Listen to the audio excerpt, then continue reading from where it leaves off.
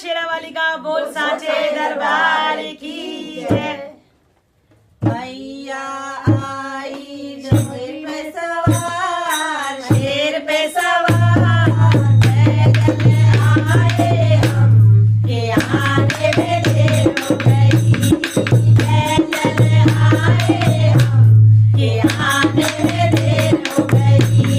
ओ मैया आई शेर पे सवार, शेर पे सवार, पैदल आए हम के आने में देर हो गई, पैदल आए हम के आने में देर हो गई।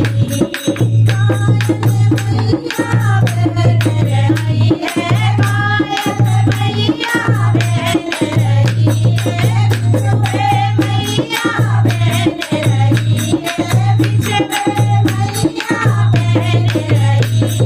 महावर आए हम के लाने में देर हो गई, ओ महावर लाए हम के लाने में देर हो गई।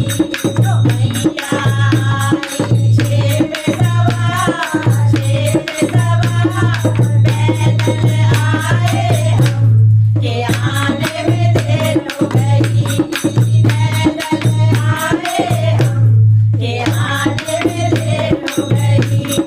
साड़ी मैया बहन रही है, साड़ी मैया बहन रही है, लहंगा मैया बहन रही है, लहंगा मैया बहन रही है। ओ चुनरी लाए हम के लाने में देर हो गई, चुनरी लाए हम के लाने में देर हो गई। ओ मैया आई शेर पे सवार, शेर पे सवार, पैदल आए हम के आने में देर हो गई, पैदल आए हम के आने में देर हो गई। कंगना मैया बहन रही है, कंगना मैया बहन रही है, कंगना मैया बहन रही है, चूड़ा मैया बहन रही है। ओ मेहंदी लाए हम के लाने में देर हो गई, ओ मेहंदी लाए हम के लाने में देर हो गई। ओ मैया आई शेर पे सवार, शेर पे सवार, ओ पैदल आए हम के आने में देर हो गई, ओ पैदल आए हम के आने में देर हो गई।